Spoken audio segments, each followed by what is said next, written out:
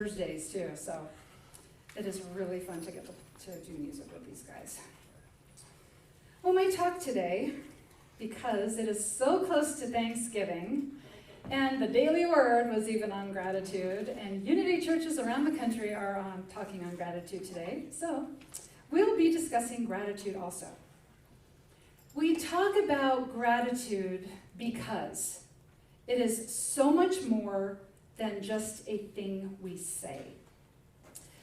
It's so much more than just saying thank you when somebody opens a door for us, or it's so much more than that feeling of appreciation because we got something in our life that we've really been wanting. Okay, we talk about gratitude because we've kind of been raised to think that, or in the spiritual community, it's kind of taught that a gratitude is a beginner's spiritual practice. It's like, oh, you're so adorable. You're starting on your spiritual path. Well, you want to start with gratitude, right? Well, it's true, but gratitude is also an advanced spiritual practice. It's advanced. It's advanced because it leads us into the experience of abundant living. Gratitude opens the doors for the relationships, right? For deep, fulfilling relationships. Gratitude opens the doors for our financial prosperity. Gratitude opens the doors for us to live our purpose. And when we're living a life with purpose, like we've got all our bases covered, don't we? Okay, because we're living in our purpose. So, how exactly does saying thank you bring abundance into our lives? Gratitude is one of the mysteries of heaven. It is a mystery of heaven. But it's through this practice of gratitude, and I mean a deep, deep, abiding gratitude. Not quite the thank you for the ice cream, it was great. Not that gratitude, but that's good gratitude.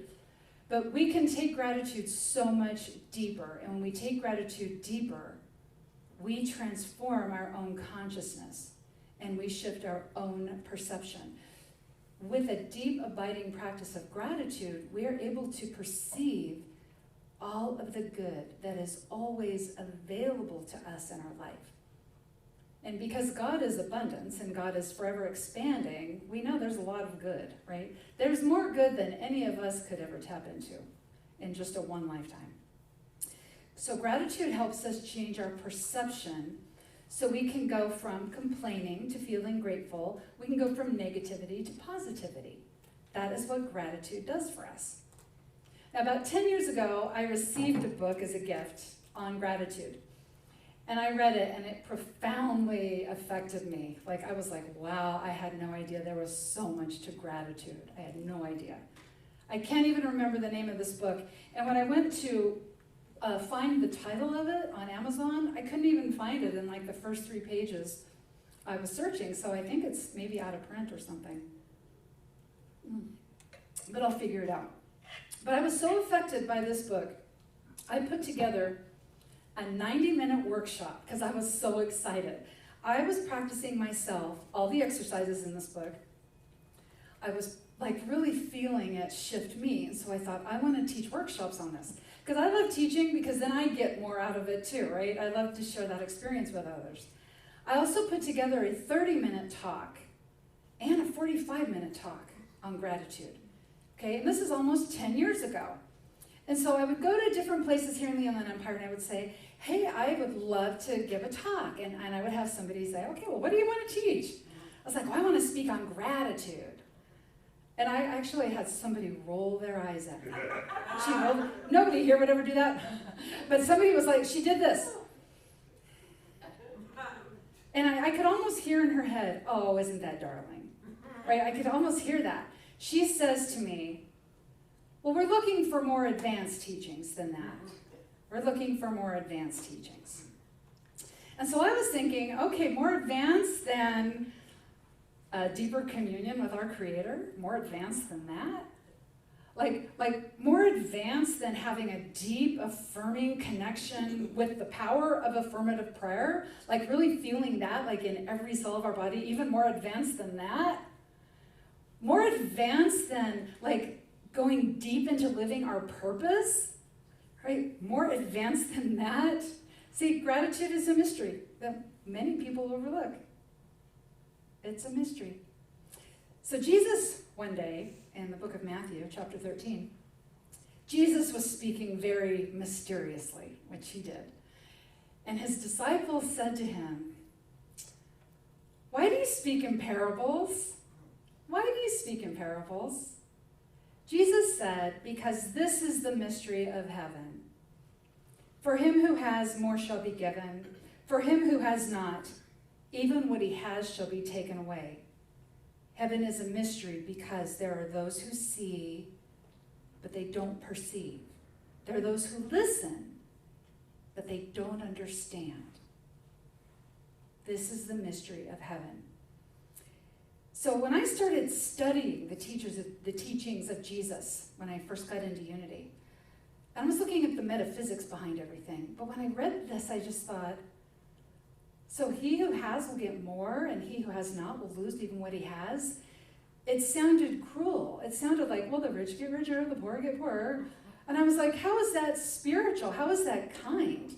How is that godlike? Right? I didn't get that, but that is the mystery of heaven, because it's about a belief in abundance and a belief in lack.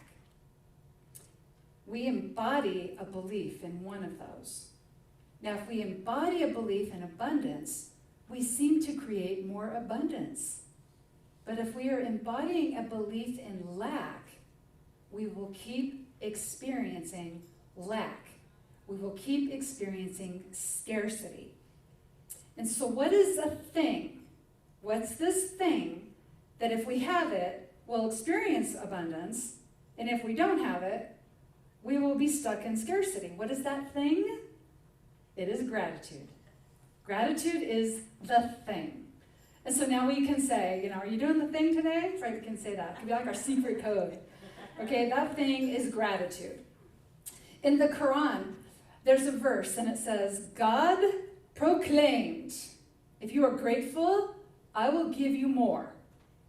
If you are ungrateful, my punishment is severe. It is severe.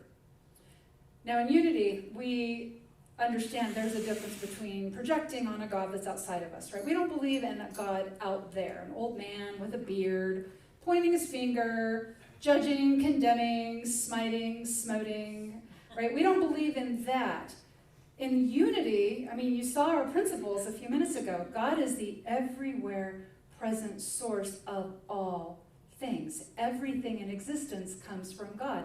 God is all the good. God is the expansion continually of all the good and the availability of good. So God's not punishing us. We are. We punish ourselves. Because when we embody gratitude, well, we feel good. We feel good. But when we are not grateful, we're not getting the same opportunities as if we were grateful. If we're ungrateful or not grateful, we are in scarcity. And so we keep seeming to have the same experience of scarcity over and over again. More lack, more limitation, and more suffering. And it can feel like we're being punished.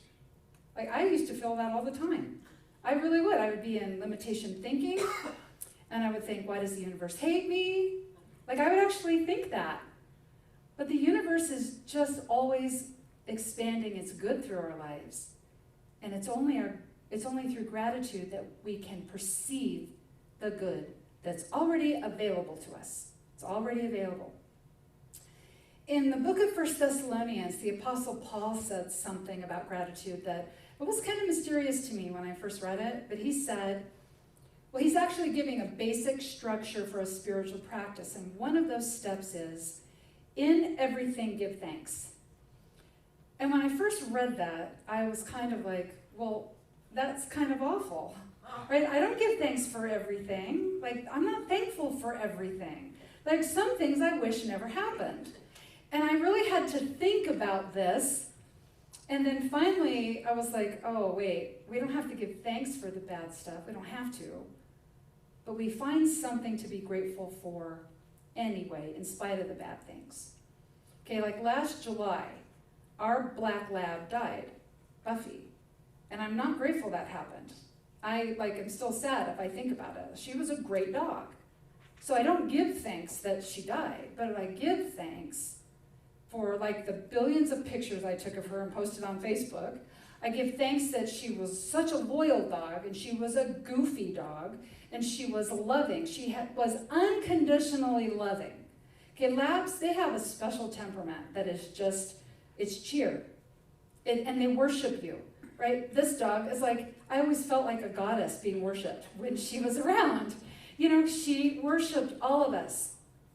So we don't have to give thanks for the bad things, but we find anything to give thanks for, even when things are bad. Now, this is because a truly thankful person is thankful in all circumstances, no matter what's going on. That's a truly thankful person. And so this, to be able to give thanks in everything, this is allowing us to be more in alignment with our divine nature, to be more in communion with the indwelling spirit. This is why it's an advanced spiritual practice. Finding something to be grateful for when your heart is hurting, when you've experienced loss. Finding something to be grateful for, that's something we have to work at. It's not easy to just pop something into our head. Okay, it is a spiritual practice. And it's not about being delusional at all. When we are thankful, no matter our circumstance, what we're doing is, first of all, we have to get ourselves centered in our indwelling spirit, which means we have to recognize, okay, God is all things, everything that's ever been, everything yet to be, and that means me, that means you, that means all of us. We are each of us the intention and activity of God in this world. That means also that even our perceived obstacles, God is present in those obstacles as a solution.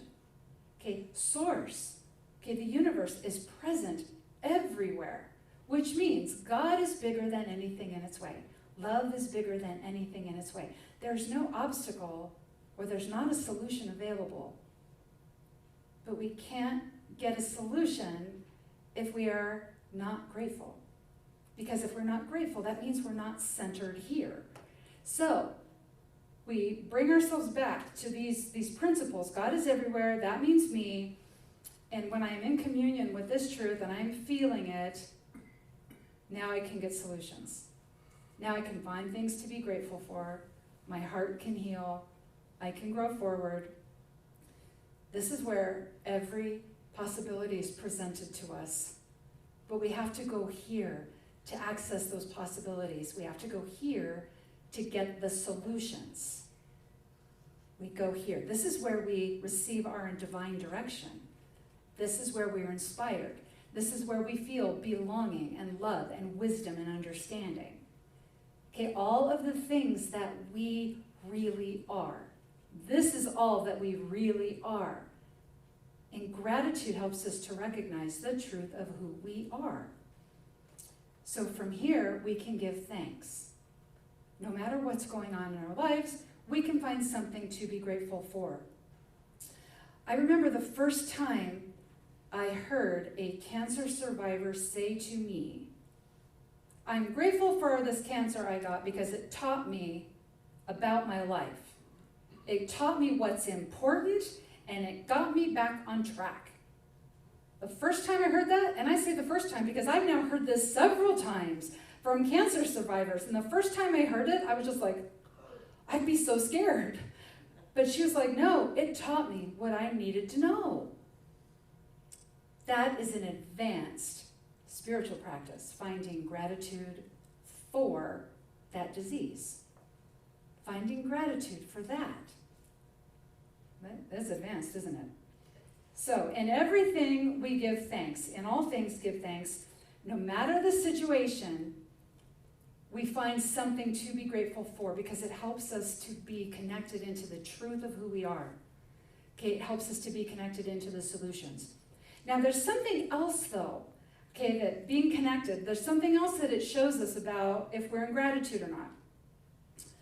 See, we're always either in gratitude or we're taking things for granted. I didn't know this, but we actually are. We're either in gratitude or we're taking things for granted. I learned that from a book called The Magic by Rhonda Byrne, who, she did The Secret, but her book, The Magic, is like the best thing on gratitude I've ever read. Like I highly recommend that book, The Magic. And so every day, right, every day, we could stand up, or in bed. Have you ever tried the gratitude practice? Before you get out of bed, find 5 things to be grateful for. But then literally, you could get up and go into your bathroom, and in your own bathroom, you could find 5 more things to be grateful for.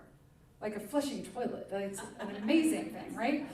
And then you could walk into your kitchen, and you could find 5 more things.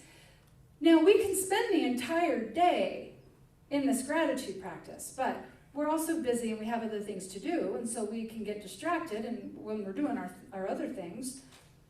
And so a way to know, we can actually know, are we naturally a grateful person? Are we not naturally a grateful person?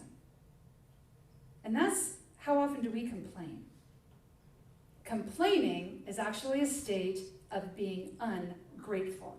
Complaining is taking things for granted.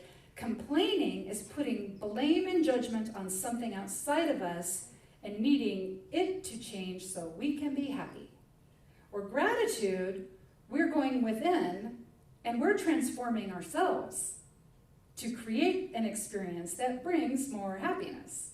Okay, so gratitude is going within to the indwelling spirit. Complaining is placing blame outside of ourselves. Now, this can be confusing. And I like to do the complaint-free challenge, and every time I do, I post it on Facebook, and I will always have somebody say, well, if you can't complain about anything, how do you get anything fixed? How do you get anything done? And so I'm going to share something that Eckhart Tolle wrote in his book, A New Earth, about complaining. Complaining is not to be confused with informing someone of a mistake or deficiency so that it can be put right. And to refrain from complaining doesn't necessarily mean putting up with bad quality or behavior. There is no ego in telling the waiter your soup is cold and needs to be heated up if you just stick to the facts, which are always neutral. So that's not actually complaining. Waiter, my soup is cold. Would you heat it up again? That's just informing we would like our soup heated up. Okay? I have 2 kids who work in the food service industry, and not that they've ever done this, but I would never complain and rant and rave to a food service worker, because you do not, why would you do that and take a chance on what you're getting back, right?